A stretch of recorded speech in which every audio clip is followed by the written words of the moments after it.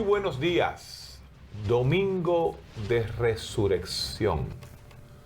Carlos Veloz, como prometimos la semana pasada, va a continuar, o lo vamos a dejar hablar esta vez, porque yo estuve muy fuñón, lo estaba fuñendo mucho, esa es la palabra, con Ricardo Nieves. Pero hoy, justamente, vamos a hablar de si realmente el día de hoy, Domingo de Resurrección, es el momento más importante de todo el metarrelato cristiano.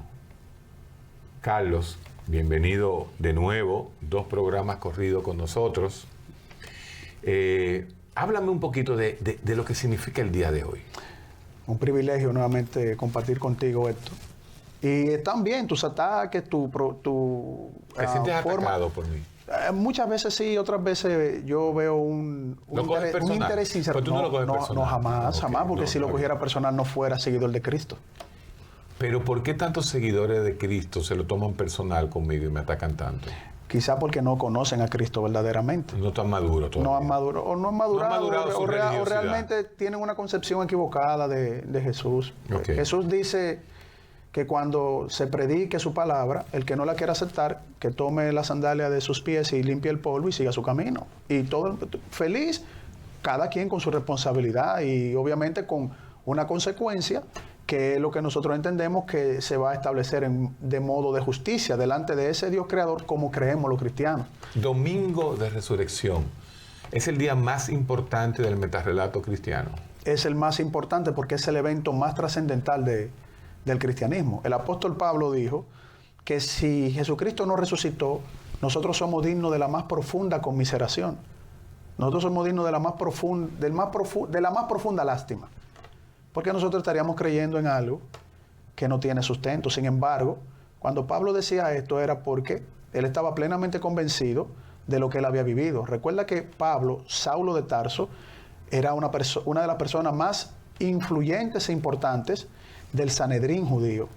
No era fariseo, es decir, no tenía el nivel del fariseo, pero él se había educado al lado de uno de los maestros más grandes de Israel, según se narra históricamente, no bíblicamente, históricamente.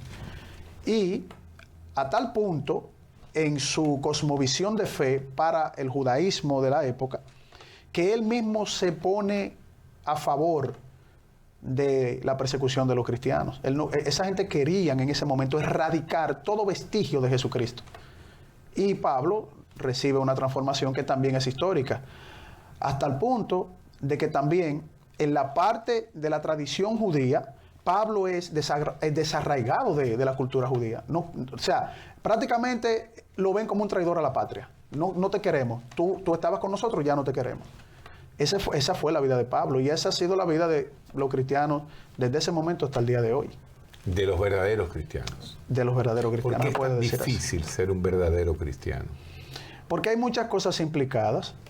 Ahí está el engaño intencional de personas que toman el cristianismo como si fuera una promesa económica, como si fuera el sueño americano.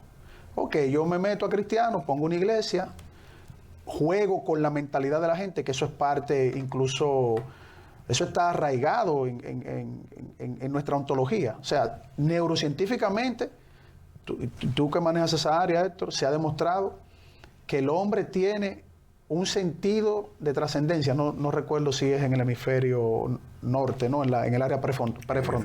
Derecho izquierdo. Derecho izquierdo, sí. Tú me puedes corregir ahí. Entonces, como eso es así, hay muchas personas que tienen un sentido de manipulación, y con ese sentido de manipulación son personas incluso súper inteligentes para manipular a otras personas y presentan un pseudo cristianismo, un falso cristianismo, que cuando tú te comprometes a ir a las escrituras, que se supone, ¿verdad?, es el documento que nosotros debemos dedicarle confianza, porque no hay otro. No hay otro. Ese es el documento que personas dicen: Jesucristo resucitó, es el Hijo de Dios, vino para cumplir una misión, Él es el Salvador del mundo, pasó por esto. el cristianismo se expandió precisamente por ese documento, por lo que se le llama la palabra de Dios. ¿Cómo se recopila? ¿Cómo se recopila ese grupo de escritos a la cual le llamamos Biblia? ¿De dónde viene? ¿Cuál fue vamos a llamar así, el proceso de demarcación? Correcto. Para nosotros decir que lo que está plasmado ahí en ese libro es lo real y por qué se dejaron otros evangelios apócrifos, claro, muy buena sin pregunta, entrar ahí en ese libro. Porque Juan Gutenberg, cuando imprimió la primera Biblia, Gutenberg aportó, claro, metió esos folios y no metieron, por ejemplo, lo de Tomás, lo de María Magdalena. No, eso es mucho más atrás. Mira. No, yo digo, sí, pero cuéntame un poquito de cómo se hizo la primera Biblia, dónde sale, por qué. El primer conjunto de libros, rollos, a lo que se le llama Biblia, biblos, eso es el conjunto de textos, ¿verdad? Se da primeramente con la Torá. La Torá son los escritos de Moisés. Ahí están los primeros 5. Ahí están los primeros 5. El Pentateuco. Exactamente. Eso, para la tradición judía, es el manual legal donde están establecidas todas las leyes que iban a regir el pueblo de Israel. Esos 5 libros son comunes, judíos. Es la constitución del pueblo de Israel en ese entonces. Y esa constitución del pueblo de Israel, en base a esos 5, son aceptadas por los cristianos, sí, claro, por los musulmanes, no hay discusión, y por los judíos. Exacto, ahí no hay discusión. En ese reconocimiento de esos 5. Luego vienen los libros proféticos, que son... que eso tuvo un proceso histórico muy tormentoso, porque muchos de esos profetas en un momento no fueron aceptados, fueron perseguidos y fueron asesinados. Pero luego las escuelas rabínicas y el mismo componente de sacerdotal fue reconociendo a profetas y fueron incluyéndolo como parte de un canon, que canon significa una medida, sí, para los textos, una vara de medir, una medida, eso es un canon. Luego vienen los sapenciales. En los sapenciales hay libros que... Sapenciales viene de apéndice, cosas que... Sapenciales. Sapiencia. Sapenciales. Sapenciales. Sí. Ok, vamos a parar ahí, porque estás haciendo lo que yo quería hacer contigo, ¿no? Vamos a sacarle algo, vamos a hacer una heurística. Te fuiste al canon, eso es un tema muy amplio. No, pero oye, ¿dónde voy? Vamos a llegar al 325. Ajá, pero antes de llegar al 325 ya de la época cristiana, vamos a llegar simbólicamente al 24 de diciembre del año donde nació Cristo. El 25 de diciembre. Que no nació. Exacto, no nació ese día, pero vamos a tomar el símbolo para poder ubicarnos. Sí. El día antes que naciera Jesús, 23 de diciembre, 24 de diciembre. ¿Qué era lo que existía? El Viejo Testamento solamente, no se le llamaba Viejo Testamento. No. No existía. ¿Qué era lo que existía en ese momento? Mira, los libros o lo que nosotros conocemos como el Nuevo Testamento. No mete el Nuevo Testamento. Ajá. Todo era judío en ese momento. Todo era el Pentateuco judío, los sapenciales, los sabios. Y el Nuevo Testamento también. ¿Ya había todo el Nuevo Testamento? Ya estaba el Nuevo Testamento. Antes del nacimiento de Cristo. No, tú dices antes de su el día antes de Jesús nacer. No, en la fecha de la celebración. Estoy hablando del 24. No, claro que no. Ahí solamente estaba la Tanakh. O sea, la Biblia del Antiguo Testamento. Ok, ¿dónde entonces? Sí, ahí es que viene mi pregunta interesante. Porque acuérdate que el Nuevo Testamento es la narración histórica de revelación de los 30 y 30 de la vida de Jesús y su ministerio. Y después de la vida de Jesús. Y luego la encomienda a los apóstoles para predicar. Quiere decir que la Biblia es judío hasta el día del nacimiento de Cristo y el Nuevo Testamento es la vida de Cristo. La Biblia, antes del nacimiento de Jesús, era un libro de revelación profética más que todo, porque ellos esperaban un sinnúmero de cosas que habían sido anunciadas por los profetas. Apocalipsis estaba esperando que llegara. Un grupo decidió que Cristo llegó y es el profeta. Los judíos se quedan esperando a Cristo. No ha llegado para ellos. Pero no todos los judíos, porque en el judaísmo habían escuelas rabínicas, así como en Grecia habían distintas escuelas de interpretación el filosófica. liceo, la academia. Claro. En el judaísmo lo mismo. En el judaísmo habían dos grandes escuelas de pensamiento, que eran los fariseos y los saduceos. Los fariseos esperaban la resurrección de los muertos. Los saduceos no creían en esto. Entonces, ¿los saduceos siguen existiendo ahora mismo? No, porque después de la destrucción del templo en el 70 por Tito Vespasiano, a partir de ahí se quedó solamente el pensamiento fariseico. Que es esperar a... Que es esperar al Mesías, que es lo que tiene el pueblo de Israel al día de hoy. Entonces, se quedó esa concepción. El 25 de diciembre de Fum Fum Fum nace Jesús, entra un grupo de judíos, acepta que ese personaje es el Mesías. Claro que sí, claro. Los judíos se quedan un grupo, los fariseos, en realidad no aceptan eso. En realidad hay una mala concepción de lo que es la aceptación de Jesús. Ok. Porque cuando se habla del pueblo de Israel, lo que te está diciendo es la casta política, sacerdotal, que dominaba la vida religiosa, legal del pueblo de Israel. Cuando se dice el pueblo de Israel no lo aceptó, no le convenía a Cristo. Claro, cuando se dice el pueblo de Israel no lo aceptó, es que el pueblo de Israel estaba sometido a la interpretación jurídica y religiosa que venía de la casta sacerdotal, que eran los fariseos y saduceos. En ese momento, los saduceos eran la más poderosa, era la casta élite. Y los fariseos era la casta más ortodoxa, la que estaba más apegada a la interpretación de los textos de Moisés. Exacto. Entonces, no es tan simple porque habían ramificaciones. Y dentro de esas dos escuelas de pensamiento, entonces se ramificaban otras escuelas más pequeñas de pensamiento como los celotes, los que estaban en Qumran, ese grupo que estaba en Qumran también. O sea, habían como 4 grupos más. Okay. Bien, comienza la vida de Jesús, 33 años, y son narradas por los diferentes apóstoles. Evangelios, claro. Evangelios. ¿Cuándo entonces se decide unir la parte judía de antes del 25 de diciembre al Nuevo Testamento? ¿Por qué se ponen juntas las dos? Y en la Biblia hay un Nuevo Testamento y un Viejo Testamento. Lo que pasa es que para los apóstoles, lo que comenzaron los escritos, lo que comenzaron a expandir el anuncio de que Jesús resucitó, para ellos era vital comenzar a mostrar que ese Jesús que ellos estaban predicando, que resucitó, es el Mesías que se está esperando, anunciado desde el otro. Entonces, tenían que llevar el Viejo Testamento porque eso es palabra de Dios. O sea, la diferencia entre el cristiano, el que seguía a Jesús de Nazaret, en ese momento se llamaba los que eran del camino, sí. Y fue en una localidad griega que se le llamó por primera vez cristianos a ellos. Sí. Para los apóstoles, ellos, lo importante era que ellos pudieran reconocer, primero comenzando por las sinagogas, porque la predicación comenzó a los mismos judíos de la diáspora, claro. Y luego fueron entrando los gentiles a través de la prédica del apóstol Pablo y Pedro en un momento. Pero para ellos era importante demostrarle que él era el Mesías esperado. Perfecto. Los primeros cristianos en sinagogas trataban de convencer a los propios judíos de la diáspora que estaban en otro lugar que Cristo era el Mesías. Claro. Ahí comienza la cosa. Por eso comienza la primera persecución. Ahí comienza la primera persecución a los cristianos, a los seguidores de Jesús, salió del mismo pueblo de Israel.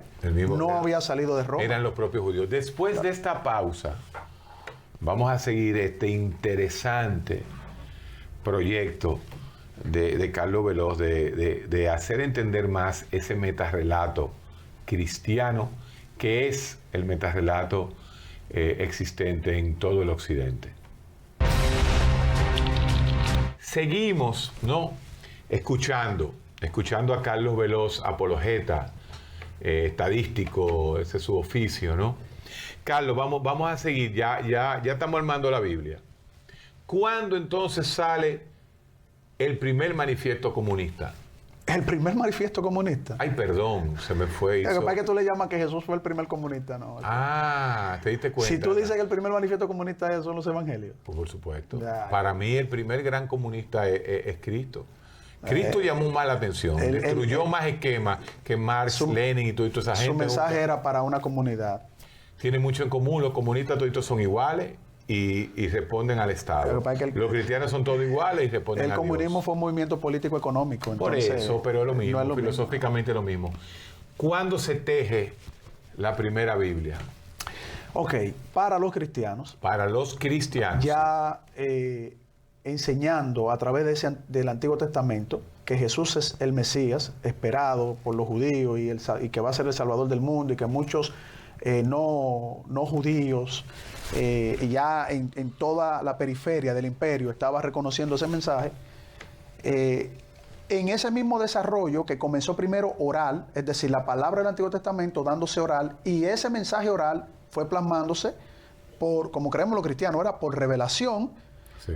para establecer el Nuevo Testamento. Entonces, lo que predicaban los apóstoles lo plasmaban también. Y entonces una encomienda, que son los 4 evangelios de Mateo, Lucas, Juan. ¿Qué significa una encomienda? Una encomienda es que a esos que redactaron los evangelios fueron lo que se le dio esa responsabilidad de redactar la vida de Jesús. ¿Quién se la dio? Dios, como creemos los cristianos, es una inspiración para ellos. Por ejemplo, Lucas, que era un ayudante, O sea, era médico. los 4 recibieron el mismo mensaje. Los 4 tienen la misma encomienda de redactar la vida de Jesús y la redactaron desde la misma fuente de inspiración con perspectivas distintas. O sea, Después que esos 4 se convencen de que el Mesías es Cristo, reciben un mensaje de Dios. Plenamente se convencieron cuando vieron la resurrección. Exacto. Entonces, Porque estaban huyendo. Estaban huyendo, vieron la resurrección, este es el hombre. Entonces, en ese mismo momento, ellos reciben la encomienda de Dios. Son guiados, como creemos los cristianos, Exacto. para ellos, inspirados, entonces escribir. O sea, ahí está Mateo, ahí está Lucas, ahí está Marcos, ahí está Juan. Ok. Y entonces eso es lo que son el Nuevo Testamento. No solo eso, porque también están las cartas de Pablo. Pablo tiene casi un 70% de los escritos del Nuevo Testamento. Fue un hombre con, vuelvo y repito la palabra, con una encomienda para predicar a gran escala la resurrección de Jesucristo a los gentiles. Pero él le predicaba a los judíos también. Entonces, ¿quién escogió al final, en el 300, la primera Biblia? ¿Quién lo escogió eso? No fue en el 300. Mira, para el siglo II ya estaban estructurados los evangelios. Porque para el 100 y pico. para el siglo II ya estaban los 27 La textos. primera Biblia, ¿cuándo sale? Ya para el siglo II. En el siglo II ya estaba estructurado. El siglo II es 100, para el 100 y pico. El 135 al 145. Ok, ¿qué después de pasó Cristo. en ese momento? Ya estaban recopilados los 27 textos, Ok. ya estaban desarrollados. Los 27 textos del Nuevo Testamento. Del Nuevo Testamento. Ok. Y estaban... La parte del otro lado. También Sí. los Estaba la fotocopia del otro lado. No, el libro de el Antiguo Testamento, Exacto, lo que el tenían los antiguo. judíos. Por eso, déjame decir Entonces, la fotocopia. porque tú dices Ahí. la fotocopia. Bueno, una Entonces, manera de... ahí para los cristianos, entonces ellos Seguro. armonizan tanto el Antiguo Testamento como el Nuevo Testamento. Ok. Luego de esto, hay un desarrollo de escritos ya para el siglo III, siglo IV, siglo V, y también un grupo de pensadores que estaban mostrando un evangelio que no tenía una concordancia, una armonía con lo que habían redactado los apóstoles, con lo que presentaba el Antiguo Testamento, adjudicando que otros apóstoles, como el Evangelio de Judas, seguidores de Jesús, como el de María Magdalena, entre otros. El de Tomás. Exactamente, bueno, el de Tomás está en discusión, pero seguro. Está en discusión. Le trae urticaria a ustedes. No, el de Tomás lo que tiene más es como el que escribió el de Tomás, que fue mucho después, no pasa por el rigor ni el criterio científico de armonizarlo con un texto cercano a los hechos. ¿Por qué no se entra el de Judas que estuvo ahí? Porque el de Judas es muchísimo, estamos hablando de 200 y pico de años después, 300 y pico de años después, no pasa por el criterio ni histórico, pero tampoco por la evaluación. El de Judas no lo escribió Judas. No, los textos apócrifos no lo escribieron eso, porque Judas no vivió 300 años, Judas se ahorcó. ¿Y María Magdalena?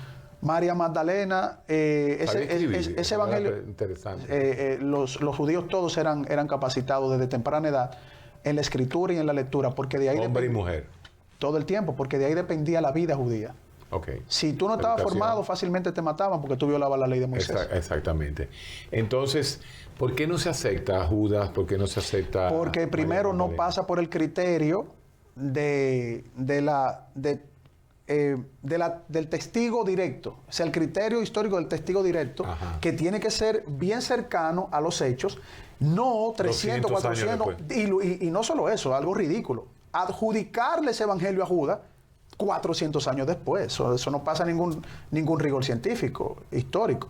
Y ese mismo rigor pasa por la misma línea de investigación y de estudio, tomando en cuenta el tiempo que se escribió y los testigos cercanos a Jesucristo. Por eso que es que en el 325 lo que se hace es ratificar doctrinas.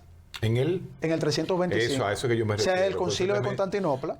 Por eso estoy mencionando Constantinopla, 325. Exacto. Y también dar un espaldarazo a los textos que ya existían. Es decir, estos son los evangelios, aquí están los 27, aquí está el Antiguo Testamento. Recuerden que la Septuaginta, que se desarrolló en la Biblioteca de Alejandría, casi 300 años antes de Cristo, como un aporte a Ptolomeo, ya también lo tenían los griegos romanos. O sea, el Antiguo Testamento no solo lo tenían los judíos, lo tenían los griegos romanos en el idioma griego. Ahí voy. Cuando vienen esta gente, los visigodos, los ostrogodos, toda esa gente, los hermanos, todas esas tribus germánicas que habían por allá arriba, y se convierten al cristianismo. Esa gente se convertían al cristianismo del Nuevo Testamento, aceptaban el Viejo Testamento. ¿Cómo se hace ese proceso? Mira, en la predicación del Evangelio, en su expansión, el punto central era reconocer que Jesucristo había muerto, había resucitado y daba el perdón de los pecados para la salvación. Nuevo Testamento. O sea, la base, claro, porque el Nuevo Testamento es llamado el Nuevo Pacto. Cuando Jesús, en la cena de la Pesa judía, o sea, la Pascua judía, establece la bendición de la cena, Él dice que este es su cuerpo, el cual, ¿verdad?, es entregado por vosotros, ¿verdad? Entonces también en la copa Él dice, esta es mi sangre, la cual es derramada por vosotros. Hagan esto en conmemoración mía, es decir, recuérdenme cuando ustedes se reúnan lo que nosotros hacemos, que es predicar la salvación y el sacrificio. Pero los apóstoles no estaban convencidos de la resurrección. O sea, lo más lejos que ellos tenían era que Jesús iba a morir ese día. Y peor aún, lo más lejos ellos tenían que Jesús iba a resucitar, porque huyeron. Pero Él estaba estableciendo el nuevo pacto. El nuevo pacto es el que ahí es que está concentrado todo. ¿Quién es el verdadero testigo de la resurrección de Cristo? El verdadero testigo. Sí. Los apóstoles, más de 500. No estaban huyendo, tú dijiste. Pero Él se les apareció. Él dijo, pasa a vosotros. Él fue a donde ellos. Cuando fueron también a la tumba, que la vieron vacía, que nadie ha podido refutar esa tumba vacía. No hay ningún agnóstico, ateo, budista, hinduista, panteísta, científico de la NASA, astrofísico. Nadie ha podido. Nadie. Los judíos dicen que se robaron el cuerpo. Ese es el argumento que tienen. Pero es un argumento que no se sostiene porque la tumba estaba custodiada y hay documentos históricos de los judíos. Estaba custodiada por un contingente de soldados romanos que estaban preparados para matar y no enfrentar a 4 o 5 apóstoles para llevarse el cuerpo. Además de eso, después que esa tumba apareció vacía, el mismo desarrollo histórico muestra de que ellos estaban buscando el cuerpo en todas partes, a ver quién tenía ese cuerpo. La evidencia más sólida que tenemos los cristianos en términos material. En términos material. Fuera de la fe. Es que esa tumba está vacía al día de hoy. Y que no hay una explicación coherente en 2000 y tantos años de qué pasó con ese cuerpo. Ahora, los testigos. Bueno, National Geographic tiene sus conceptos, tiene sus cosas. Bueno, le han inventado un montón de cosas, pero yo vuelvo y te repito, los argumentos que se dan no se sostienen, no fundamentan un axioma sólido. Una dicen que Jesús agarró y removió la roca, pasó por el medio de los soldados y Él mismo se curó ahí adentro. Eso es muy absurdo. Otra es que los apóstoles se enfrentaron a un contingente romano especializados para matar. Otro absurdo. Y otros dicen que Jesús se apió de la cruz delante de todo y se fue de vacaciones para la India. Ese es el más grande absurdo también. Que se fue a la India a predicar, ¿no? No, se fue a vivir. Bueno, pero han habido tantos absurdos históricos. Los musulmanes. Como el caballo de Troya, que todavía no se sabe si fue verdad o fue mentira. Pero hay unos hallazgos arqueológicos que han demostrado geográficamente que hubo un pequeño monumento. Que Troya existió. La ciudad Troya sí, yo estoy hablando del caballo de Troya. Ah, bueno. El concepto de caballo de Troya. Acuérdate que eso lo incendiaron. Bien. ¿Por qué es un fracaso? Después de esta pausa, vamos a tomar una pausa para darle en el tercer capítulo todo el tiempo a Carlos que nos hable de esto. ¿Por qué en general es un fracaso para el metarrelato cristiano la Semana Santa? ¿Por qué sobre qué base sería un fracaso? Tuvieron que suspender hace muchísimos años la misa esa del gallo, porque ya no la pueden dar, entonces la dan en una misa. ¿Qué porcentaje de jóvenes que se autodenominan creyentes durante este Jueves Santo, durante este Viernes Santo, durante el miércoles, participaron en algún acto litúrgico? O sea, ¿cómo se acopla un cristiano como tú, un puro cristiano, a esta forma de creencia? Donde han habido amigos tuyos que hablan de que son cristianos light. Claro. Y católicos light. Que sin leerse la Biblia se consideran cristianos. O sea, ¿dónde está en el mundo posmoderno el metarrelato cristiano después de esta pausa? Nuestra iglesia nos trae defensores de su fe que ni siquiera se han leído la Biblia, que se autodenominan cristianos light. Justamente, ¿esa es una realidad de un cristianismo real o esto es parte de toda la basofia en la que se ha convertido este mundo posmoderno? Ok, ya capté tu pregunta. Mira, si hablamos desde el punto de vista de un fracaso, si vamos a usar el concepto fracaso, el pseudocristianismo siempre ha sido un fracaso. Entonces no es la era posmoderna, es toda la época que ha vivido el cristianismo donde ha sido atacada incluso desde dentro. Claro. Con proposiciones que se desvincula completamente del mensaje de Jesús. Tú lo dices muy bien. Yo soy cristiano y no me leo la Biblia. No conozco el Sermón del Monte. No sé qué es lo que Jesucristo me manda a hacer con mi prójimo. No me reconozco que delante de Dios, no delante de los hombres, sino delante de Dios yo tengo una deuda judicial con Él. Y que el único que puede darme esa justificación es ese sacrificio de Jesucristo. ¿Por qué Jesucristo murió? La Biblia dice claramente que fue por amor a la humanidad. ¿Por qué Él nos ama? Yo no sé, pero nos ama. Es lo que dice la Biblia. Entonces yo tengo que leer ese texto, hacer una hermenéutica, profundizar, no tener una fe ciega, irracional, sino ir determinando incluso los mismos procesos históricos para yo poder identificar eso. ¿Cómo se puede no tener una fe irracional? Una fe racional es aquella fe que somete tu vida, lo que tú crees, y también el por qué tú crees. No solo la práctica, sino el por qué tú crees. Esa es una fe racional. Ahora, una fe irracional ¿por qué se cree? Es simplemente creer por creer sin yo hacer un autoanálisis. Bueno, nadie que no se haya leído la Biblia, que diga ser cristiano, te pongo un ejemplo. Es irracional. Te pongo un ejemplo. Sí. Una fe irracional es un político corrupto que va todos los domingos a la iglesia, pero se roba el Estado. Eso es una fe irracional. Ok. Entonces, el cristianismo ha pasado... Pero ese señor no tiene fe realmente. Él cree tener una fe, pero él acomoda su fe a lo contrario al mensaje de Jesús. Porque tú le preguntas a todo el mundo, incluso los que celebran la Semana Santa, que prefieren ir a una playa, darse una borrachera, que lo puede llevar incluso a tener un accidente con su familia, con su novia, con sus amigos. Eso es irracional. Incluso a la luz de la ciencia, a la luz de tu área de investigación de la neurociencia, tú sabes que eso es irracional. Entonces, cuando tú ves que eso sucede y que el mismo Señor Jesucristo lo advirtió, entonces ahí yo aplico mi fe racional, una fe que tiene que tener una conceptualización de por qué tú crees y de dónde viene esa fe. Ahí entonces yo entiendo que yo me desligo de ese montón y me río cuando dicen, tú eres cristiano como fulano es cristiano. Digo, ese no conoce. Pero Carlos, tú me estás hablando de que el verdadero cristianismo no es ni el 1%. Yo estoy de acuerdo contigo. Wow. Yo estoy de acuerdo contigo. Incluso muchos que todavía no se consideran cristianos, que quizás puedan estar haciendo una evaluación, sean los verdaderos cristianos porque Dios esté trabajando en sus vidas y todavía no se han dado cuenta. Esa es la realidad. Es una indirecta que tú tiras siempre los lunes en el recetario. Señores, Carlos Veloz está siempre con nosotros en el recetario del doctor Guerrero Heredia por Alofoque FM 99.3.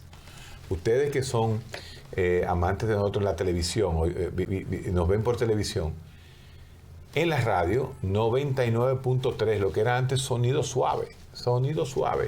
Ahora estamos nosotros de 9:30 a 11, todos los días, con los programas que nos hicieron conocer durante más de 20 años en la radio dominicana. Pura ciencia. Seguimos en la radio, seguimos en YouTube. Si usted no lo puede ver en vivo, como sucede con este programa Panorama Semanal, usted se puede ir a YouTube poniendo solo el recetario Dr. Guerrero Heredia, le van a salir todos los programas.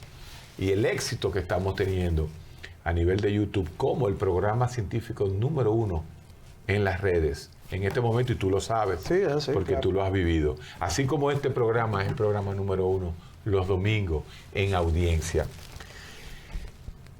Un agnóstico, un científico tratando de hacer preguntas muy científicas, ¿cuál es el objetivo?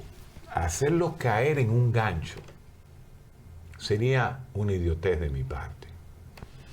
Porque yo no puedo medir la fe de Carlos a través de, como él me dice a mí, de mi fe científica. Porque no estamos midiendo peras y estamos midiendo, vamos a llamarle así. Son procesos distintos. Claro.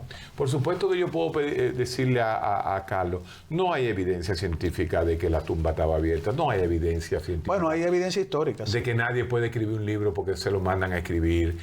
Todas esas cosas, pero ese no es el punto de hoy, porque eso hace 2023 años que lo están discutiendo. Quizá un poquito más por el calendario gregoriano. Los que discutían de mi lado, a veces un grupito los quemaba, otros no los quemaba, pero no vamos a caer en esa dialéctica totalmente insípida que no nos va a llevar a ningún lado.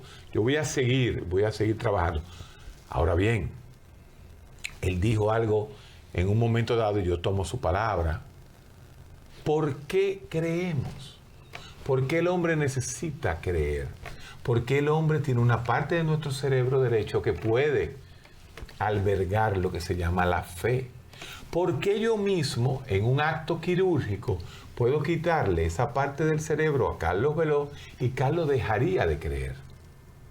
¿Es eso muestra suficiente de que el cerebro creó a Dios? Y se ha hecho experimentos sobre eso. Dime tú. Mira, ¿cuál es tu posición? Tú quieres que te hable de la parte del cerebro que tú dices. No, tú hablas como tú quieras. Okay. Tú te defiendes de eso como tú quieras. Ha habido experimentos. En el 1985 o 87, si no me falla la memoria, hubo un experimento en la parte de neurociencia, en la cual por resonancia magnética, tú me ayudas ahí con los conceptos. Todavía en esa época estaba comenzando la resonancia magnética. Entonces, tomografía axial computarizada. Exacto. Entonces, ese experimento se desarrolló para ver hasta qué grado una persona, o sea, lo hicieron con varias personas de distintas creencias, para ver hasta qué grado se disminuye la creencia. ¿Y qué tiempo duraba la disminución de esa creencia? Ha sido el único experimento, ese es el único. No ha habido experimento de que ese es el famoso. Entonces, sí, para algunas personas, su fe disminuyó. No desapareció, pero sí disminuyó. No, porque comenzó a creer después en otras cosas. Él fue creando un metarrelato nuevo. Eso es lo que se dice. Si mal no recuerdo, lo que disminuyó la creencia misma que tenían, pero duró un periodo no más de 3 días. Y luego ellos volvieron a aceptar y a reconocer. Los demás mantuvieron su grado de fe. Ahora, el asunto es que cuando nosotros hablamos de fe, nosotros hablamos de una fe general que todo el mundo tiene, porque es parte intrínseca, ontológica del ser humano. Tener fe en algo. O sea, creer en algo. O sea, tú crees en un político, pues tú no sabes si ese político va a actuar bien o mal, pero tú crees, tú le das tu confianza. Obviamente, esa fe debe de ir depositada con un interés personal del ser humano. Nadie cree que por creer y ya. Tiene que haber, hay un interés de algo. Por ejemplo, yo creí en Peña Gómez porque yo iba a ser regidor de Peña Gómez. Tiene los sellos y los intereses. Tiene que haber un interés, incluso hasta comunitario. O sea, yo voto por él porque yo creo que la comida va a bajar y yo voy a comer y el pueblo va a comer. Pero la fe tiene un sentido, no solo trascendental, sino aplicativo. Ahora, esa fe general no es la fe cristiana. Ojo con eso. La fe cristiana es una fe que, según nosotros creemos, es que viene de Dios por la confianza que nosotros depositamos en esa interacción, por lo que se presenta como revelación en esa escritura. Es una interacción entre el creador que llama a sus criaturas, sí, ¿verdad? Y la criatura que puede no hacerle caso, endurecerse, y Dios no lo forza, no lo obliga. ¿Por qué esa dosis de fe? ¿Por qué esa dosis de entendimiento? ¿Por qué ese llamado divino? Esa es una buena pregunta. ¿Ha fracasado? No, no ha fracasado. Tú dices que el 1% solamente verdaderamente se aplica en el cristianismo. Es un éxito para... Tú dices el 1%, yo le pongo un poco más, pero es un éxito... Un 5%. Si tú le pones un 5, para mí es un éxito. Es el éxito de la vida de ese 5%. Okay, para mí los fracasados son el 95% que no reconocen a Jesús. Entonces eso es algo subjetivo. No que no lo reconocen, que no lo reconocen con una fe racional. Bueno, pero insisto, como quiera que lo reconozcan, fuera de ese 5% de los que entienden que el éxito de sus vidas es haber conocido a Jesucristo, haber cambiado, o sea, que él cambió sus vidas, mejoró sus vidas, porque eso sí yo confío, incluso científicamente, personas que tenían una vida de una manera, cuando conocieron a Jesús, en ese 5%, muestran una transformación concreta en ese nicho poblacional. Entonces, si tú me preguntas a mí, ¿tú crees que el mundo ha fracasado por no estar en ese 5%? Yo te puedo decir desde mi cera. El metarrelato cristiano. Desde mi cera, claro, porque yo te lo acepto. Si tú dices metarrelato, mitología, tu fe es una fe insípida. Sí. Yo acepto todo eso, pero yo te hablo de mi cera. Yo te soy honesto. Cera no se ha fracasado. En mi cera el mundo está fracasado. Este mundo está fracasado. Y el único que puede sacar... O sea, concuerda con lo que yo acabo de decir. Claro. El único que puede sacar desde mi cera a una persona en ese sistema fracasado es Cristo. Es Jesucristo. A través de la palabra. A través de confiar en la palabra que le dio a conocer. Porque para conocer a Jesucristo hay que ir al documento que lo presentó históricamente. No hay inventos de personas que no tuvieron nada que ver con él. O sea, para conocer a Cristo hay que leerse la Biblia. Los evangelios. Con los evangelios. Y no, mira, el que comienza... He escuchado los evangelios. El que comienza... No tanto escuchar solamente. Que ahí está el gran engaño y la manipulación. Sí, la gente va a la iglesia, o sea, con el celular aquí abajo. No, pero eso no debe ser solo en las iglesias, Héctor. Eso debe de ser en la vida cotidiana de todo el mundo. O sea, sí. tú escuchas a un político y no te muestra su plan de gobierno, ¿no? O sea, que tú lo puedas palpar y que tú veas, oye, mira, esto está bien, esto me interesa, y esto, ¿por qué esto él lo quiere hacer así? Que haya un sentido crítico, porque la misma ciencia te enseña a tener un sentido crítico. Para mí la ciencia... independientemente de la fe cristiana, y yo le veo una armonización tanto en la ciencia como en la fe, sí, porque la ciencia nació así. Para mí la ciencia es una de las herramientas más honestas que tenemos nosotros. ¿Por qué? Porque la ciencia, como yo lo creo, también viene de Dios. Los científicos honestos, porque también dolecen de corrupción. El ser humano es corrupto por naturaleza. Te lo digo desde mi cera, Pero el científico honesto sabe que si él te está presentando una hipótesis, si esa hipótesis es filosófica, él te dice, no estamos 100% seguros, la ciencia es transitoria, tenemos que seguir investigando, este fenómeno es un fenómeno histórico, tiene que pasar por el procedimiento del método científico, tenemos que replicar el fenómeno, eso tiene que ser evaluado por otro científico, eso es un método honesto. Así también debe de ser el que estudia las escrituras, porque si no lo hacen así, van a seguir ellos, yo no tengo problema con eso, sí, van a seguir ellos cayendo en trampas de personas que los manipulan, y entonces el cristianismo es señalado de manera equivocada, porque eso no tiene que ver con el mensaje de Jesús. Si la gente se concentrara en el mensaje de Jesús únicamente y viera qué es lo que él vino a hacer, por qué lo hizo, qué es lo que él le pide a la humanidad, si el mundo se llevara de él, la historia fuera otra. ¿Por qué tú eres cristiano y no católico?